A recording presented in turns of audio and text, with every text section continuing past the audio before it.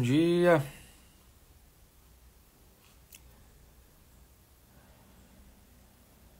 Muito bem. Muito bom dia. Bom dia, Kellen. Seja bem-vinda. Vamos lá. Vamos. Muito bom dia. Muito bem, bom dia. Janaína, seja bem-vinda. Vamos lá. Vamos lá. Ok. Luiz, bom dia. Seja bem-vindo. Muito bem. Então tá legal. Vamos, né? Um minuto e meio já. Bom dia. Muito bem. Então vamos lá. Como eu prometido, hoje nós nos debruçaríamos sobre, então, uma imagem bíblica. Na verdade, o primeiro capítulo do livro do Gênesis, né? Dani, bom dia. O primeiro capítulo do livro do Gênesis, que trata especificamente do tema da antropologia, né? Então, a criação do homem e os seus atributos a partir do símbolo ali, né? Do ato da criação divina do primeiro capítulo. Tá certo? A gente não precisa tratar especificamente de atributos, das características simbólicas ali no sentido, das características exegéticas ali do texto, né? Agora, vamos fazer isso brevemente, mas a gente não precisa se demorar tanto nisso, né? Como algo absurdamente necessário para nós nesse momento. Pode ser que a gente faça isso em algum momento, talvez sim, porque o Papa fez, né, na catequese, apontando alguma coisa a respeito de certos princípios exegéticos dos textos dos 2 primeiros capítulos do Gênesis, mas para hoje eu quero que vocês prestem bastante atenção na estrutura do texto, tá certo? No como o texto foi estruturado, tá certo? Nas características ali que o texto possui, tá bom? Nós vamos então ver ali como é que foi que só o primeiro capítulo, o segundo nós vamos tratar num outro momento, porque ele possui outras características que são de extrema importância para nós. Hoje, tá certo? Só vamos nos debruçar no primeiro, né? Agora vejam só. Então vamos lá. Primeiro capítulo. Bom dia, mãezinha. No primeiro capítulo do Gênesis, se vocês bem se lembram, o ato da criação divina, no primeiro capítulo, se dá em 6 dias, tá certo? Muito bem, são 6 os dias, tá certo? Da criação. Que legal! Que legal! Bom, acabou de chegar a mensagem aqui dizendo que o Francisco nasceu. Quem é o Francisco? Francisco, vocês não conhecem, Francisco, algum de vocês talvez conheçam, Francisco, filho de uma amiga nossa do Rio, né? Nasceu. Ontem estava em trabalho de parto, nasceu agora. Que legal, que maravilha. Bom, deve ter nascido de madrugada, né? Mas a notícia chegou agora de manhã. Que maravilha, que bom. Deus abençoe o Francisco. Que ótimo. Então, muito bem. Tá, agora deixa lá o Francisco com a mãe dele. Então, a narrativa do primeiro capítulo tem 6 dias, tá certo?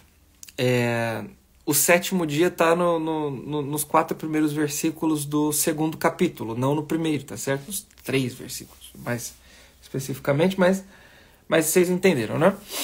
O primeiro capítulo só fala de 6 dias da criação.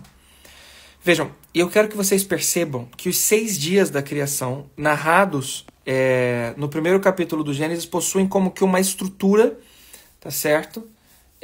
Simbólica, poética, tá certo? Que aponta para a estrutura da realidade em si, que aponta para a estrutura da própria realidade, tá certo? Então vejam como a coisa começa, né? Então a primeira frase do Gênesis é: no princípio Deus criou o céu e a terra. É isso? Então, essa primeira frase do livro, né, das Sagradas Escrituras inteira como um todo, né, assim, a Sagrada Escritura começa com essa frase, né, no princípio Deus criou o céu e a terra, contém em si uma verdade profundíssima a respeito da pessoa divina, né? Então vejam, ontem nós falávamos sobre alguns atributos divinos, Que ele é incriado, que ele é o criador de todas as coisas, que ele é perfeitíssimo, que ele é um ser espiritual, que ele não possui matéria, que... Enfim, assim por diante, né? Então a gente poderia acrescentar várias outras coisas, né? Onipotente, onisciente, onipresente, e assim por diante, né? E tantas outras coisas aqui. Mas o fato é que o livro começa apresentando Deus como criador. Ele criou todas as coisas, tá certo? O céu e a terra e tudo que, né, isso aí encerra. Tudo bem? Mas o foco do primeiro capítulo é narrar especificamente aquilo que diz respeito à terra mesmo, né? Como é que isso funciona? Então, são 6 os dias, tá certo? 6 os dias, né? No primeiro dia da criação, Deus então diz, né? Faça-se a luz, e a luz se fez. Nesse primeiro momento, né? É dito, né? A terra estava vazia e informe, e o abismo cobria a face da terra, e o Espírito pairava sobre as águas. Aqui tem uma característica bíblica, né? Assim, que é difícil da gente entender o que é que significa se a gente não tem uma familiaridade com a Sagrada Escritura, que é o seguinte: o abismo do qual o texto está falando não é um abismo como a gente pode imaginar, né, num primeiro momento, tá certo? Imediatamente, o que vem à cabeça, um vazio, um escuro, um buraco imenso, do qual não se vê o fundo, né? Não é a respeito disso que ele está falando, porque inclusive em seguida ele diz, né, o abismo cobria a face da terra e o Espírito pairava sobre as águas. Como é que o Espírito paira sobre as águas se é tudo um buraco imenso, né, cujo fim não pode ser visto, né, cujo fundo não pode ser visto? Então vejam, para compreender bem a gente precisaria olhar para outras passagens bíblicas, mas imediatamente me vem à mente o capítulo 2 do livro do profeta Jonas, em que ele faz uma oração a Deus depois que ele está lá na barriga do peixe gigantesco, né?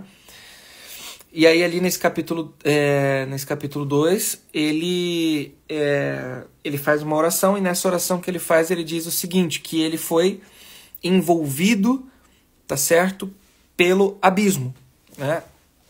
Ele está dentro da barriga de um peixe, no meio do mar, tá certo? Quando ele fala abismo, ele evidentemente está falando sobre o mar, tá certo? Então a compreensão bíblica de abismo é mar, tudo bem? Então quando o texto lá, logo o segundo versículo do primeiro capítulo do Gênesis diz que o abismo cobria a face da terra, quer dizer que havia água envolvendo tudo, né? Isso é profundamente, sim, essa é uma característica necessária de estar do modo como está colocado aqui, porque vejam, se a gente olha para... Eu não vou falar disso hoje, mas é muito legal, só para que vocês vejam o seguinte, né? Num parênteses aqui. Quando vocês olham para o primeiro capítulo e vem, puxa vida, a água cobria a face da terra. E o que acontece no capítulo 6 do livro do Gênesis, quando começa o dilúvio? A água cobre a face da terra mais uma vez, o que significa dizer que há uma espécie de, sim, reinício da criação, percebe? A terra volta a ser o que ela era antes de Deus preenchê-la com tudo que ele vai fazer a seguir, nos outros dias da criação. E lá, no dilúvio, quando Noé constrói a arca, Deus retoma toda a criação, tá certo? Porque ele se arrepende de ter criado o homem, o pecado invadiu a face da terra e assim por diante, né? É forte isso, né? E é bem bonito simbolicamente falando também, né? Muito bem. E aí, ele então cria, né, a luz no primeiro dia. Em seguida, no segundo dia da criação, ele separa as águas de cima das águas de baixo, né? Então, Deus como que cria, por assim dizer, né, uma espécie de o que nós chamamos de atmosfera, né? Então, a possibilidade das águas subirem, das chuvas caírem e assim por diante, né? Então, no terceiro dia da criação, Deus separa as águas e cria o continente, não é isso? E cria o continente. E quando ele cria o continente, oi meu bem, no momento em que ele cria o continente, os continentes distintos, ele cria também toda a vegetação. Ele coloca ali as plantas, as árvores, os arbustos, as árvores frutíferas, as árvores não frutíferas e o que quer que seja, né? Tudo isso é criado nesse momento também, tá certo? Ou seja, presta atenção, hein? Água, né, cobrindo a face da terra, terra informe, disforme, por assim dizer. Separa as águas de baixo das águas de cima. E agora ele cria o continente. Presta atenção. A estrutura está perfeita, assim. Para que haja, né, a possibilidade de vida sustentável, é necessário que tenha água, né? Então a água vem primeiro e depois a vida como que vai surgindo, né? A vida vai surgindo ali, né, no continente a partir desses primeiros aspectos da criação, né? Nesses primeiros dias aqui. E aí Deus então cria o continente e a vida. O primeiro aspecto de vida, a vida vegetativa, poderíamos dizer assim, né? A vida das plantas, tá certo? E notem só, há uma característica bastante profunda aqui, bastante interessante, na verdade. Se nós dermos uma atenção a esse aspecto aqui, nós veremos o seguinte, que esse primeiro aspecto de vida, esse primeiro grau, por assim dizer, esse primeiro nível, né? A primeira forma de vida que habita sobre a Terra é uma forma de vida da mais simples que existe. Tá certo? Não biologicamente, mas, tá certo? Enquanto princípio vital, enquanto potencialidade, enquanto aquilo que faz. Né? O que uma planta faz? O que uma árvore faz? O que um arbusto faz? O que uma árvore frutífera faz? Ela cresce, né? Se alimenta, se nutre do solo, do sol, enfim, né? E se reproduz só. Não é isso? São 3 características essenciais, são 3 potências, por assim dizer, da alma vegetativa, ou seja, daquilo que é o princípio vital, né? Aquilo que possui esse princípio de vida vegetativo pode fazer. Tá certo? Se nutre, cresce e se reproduz. Acabou, né? É isso, você não vai ver uma árvore, né? Eu sempre dou esse exemplo. Você nunca vai ver uma árvore caminhando por aí, né? Mudando de lugar, tá certo? Migrando porque não está muito confortável no jardim que ela estava, ela muda para outro, não quero ficar mais naquela casa onde eu fui plantado, agora eu vou para outro lugar, né? Tô partindo, e aí dá um tchauzinho, falou, tô indo embora. Não, você não vê a árvore fazer isso, né? Graças a Deus, né? Então, ela fica lá, parada ali. E é isso mesmo que ela faz. Acabou. Só isso. Tá certo? Entenderam até aqui? Simples, né? E aí, veja. No 4º dia da criação, depois de ter criado ali, né, as plantas e etc., Deus cria, então, aí o luzeiro maior para presidir o dia, o luzeiro menor para presidir a noite. O sol e a lua. Vejam, existem várias características, assim, várias características profundíssimas, assim, interessantíssimas a respeito desse 4º dia da criação, né? Em primeiro lugar, a gente pode olhar para esse 4º dia da criação contextualizando no momento em que ele foi escrito. Se a gente contextualiza no momento em que esse primeiro capítulo do Gênesis foi escrito, o 4º dia da criação ele terá uma característica de como que um apontamento do povo judeu, da fé do povo judeu, como uma profissão de fé, de fato, no Deus único e verdadeiro, enquanto sendo o criador daquilo que, no momento em que eles estavam, no contexto histórico em que eles estavam, era afirmado como uma divindade. Os povos ao redor, né, de Israel, na antiguidade, criam, assim, normalmente, assim, tranquilamente, tá certo? Assim, de um modo muito natural, que os astros eram divindades. O sol era um deus, né? Então, veja, na cultura grega, o sol era uma imagem de Apolo. Na cultura egípcia, o sol era um sinal do deus Ra, né? É isso? Acho que é. Acho que é. Posso estar enganado aqui agora, mas eu acho que é. Na cultura mesopotâmica, né? Ali na região da Síria, da Babilônia e tal, o sol também era uma divindade, né? Contextualizando historicamente, a gente pode dizer o seguinte, olha, eles estavam olhando para esses povos e dizendo o seguinte, olha, seus bandibocó, o meu Deus foi o criador de tudo isso aí que você está dizendo que é a tua divindade, tá entendendo ou não? Muito bem. Agora a gente pode olhar sobre um outro aspecto, que é um aspecto, vamos dizer, simbólico, que é útil para nós aqui. Veja, no 3º dia da criação, Deus coloca ali, né, o continente, os vegetais e assim por diante, né? Necessário para a manutenção da vida vegetativa é o sol, para que eles façam ali a fotossíntese, não é isso? para que as plantas façam a fotossíntese. Entenderam ou não? Esse é um segundo aspecto. Sobre um terceiro aspecto, olhando sobre de um terceiro modo, a gente pode falar também sobre a característica da manutenção da vida, mas, vejam só, de uma maneira um pouco mais complexa. Deus cria o luzeiro maior e o luzeiro menor, né? Então, para presidir o dia e a noite, o sol e a lua. Vejam bem, notem, agora atenção, em sol e lua. Se a gente prestar atenção no sol e na lua durante, né, todo um ano, o movimento ali, né, de rotação da Terra, tá certo? Ela vai girando, girando, girando ao redor do Sol. Né? E existe um movimento de translação. Então, ela vai rodando ao redor de si mesma e ela vai girando ao redor do Sol. Conforme ela gira ao redor do Sol, a Terra ela é levemente inclinada. Então, dependendo da posição em que ela está em relação ao Sol, tá certo? O Sol ele vai bater na Terra, ele vai iluminar a Terra de uma maneira distinta. E a Lua ela está lá também orbitando, né? Girando ao redor da Terra. Então, muito bem. Isso acontece, tá certo? E nós, cá na Terra, chamamos isso de essa mudança de, entre aspas, a perspectiva pela qual o Sol bate na Terra, né? Ilumina a Terra e fornece seu calor à Terra. Nós chamamos isso de estações. Não é isso? Ao longo de um ano.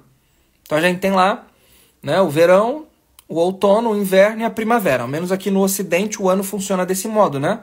O ano começa no verão, não é isso? Passa para o outono, depois inverno, depois chega na primavera. E termina também no verão, né? No final do ano no verão. Então, vejam só.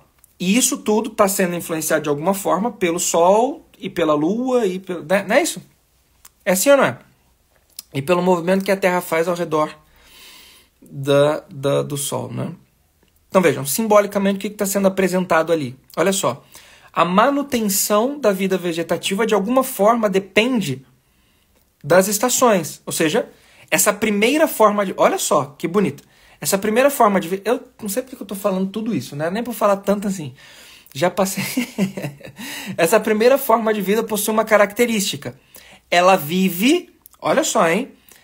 Ela vive ao que nós poderíamos chamar, né? Para citar um ditado popular, ao sabor dos ventos, né? Ou seja, ela depende para sua própria manutenção das estações, ou seja, do movimento da Terra ao redor do Sol, ao redor de si mesma, do calor do Sol, dos nutrientes da Terra e assim por diante. Ela é meramente material e absolutamente dependente da matéria e profundamente influenciada por ela. Entenderam ou não? Essa forma de vida, ela está, assim, solidificada, assim, né? Vamos utilizar um termo que é característico da própria forma de vida. Ela está enraizada, né? Enraizada na matéria. E depende profundamente dela. E sem ela, não tem nada. Entendeu ou não? E sem a matéria, não vai, né? E sem a matéria, não vai. Pegaram isso aqui, sim ou não? E se não for, materialmente falando, e não vai. Muito legal isso, né? Muito bonito. Eu vou fazer uma coisa que vocês vão ficar com muita raiva, mas que eu vou fazer porque eu não tô nem aí. Então, o que eu vou fazer? Eu vou dizer para vocês o seguinte. Olhem só. Eu vou parar por aqui hoje. E aí, amanhã a gente continua a nossa exegese do primeiro capítulo do Gênesis. Então, fiquem com isso, né? Primeira forma de vida. Eu quero dar uma característica antes de terminar. Aquilo que é, vejam bem, aquilo que é maior, tá certo?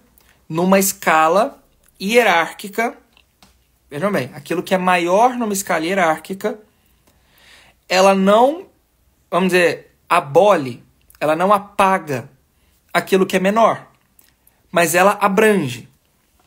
Entenderam o princípio aqui? Dentro de uma escala hierárquica, aquilo que é maior, aquilo que está acima, ele não apaga, ele não joga para fora, ele não exclui aquilo que é menor, mas ele abrange. O que eu quero dizer com isso? Vejam bem, se nós estamos falando a respeito de forma de vida, de princípio vital, quando nós chegarmos no princípio vital mais nobre, maior, que vos adianto, porque vocês já sabem, é a forma de vida humana, a forma de vida do homem, que está lá no 6º dia da criação. O que é que nós veremos? Nós veremos que a forma de vida do homem, ela não apaga, ela não exclui essas formas de vida mais baixas. Existe uma outra intermediária, que é a do animal, que nós veremos depois. Mas a forma de vida humana abrange todas estas. Entenderam ou não? Ou seja, nós temos algo também que está como que enraizado, que pisando na terra, que depende profundamente dela. Ou seja, nós comemos também, né? Nós crescemos também. E nós reproduzimos também. Entenderam ou não?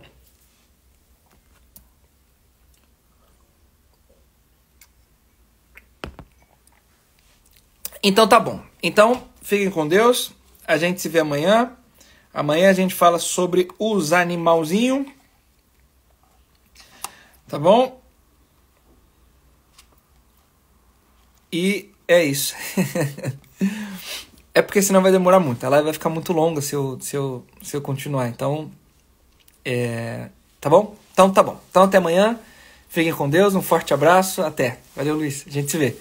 Tchau, meu bem. Bebezinha. Tchau, mãezinha. Fiquem com Deus. Um abraço e até.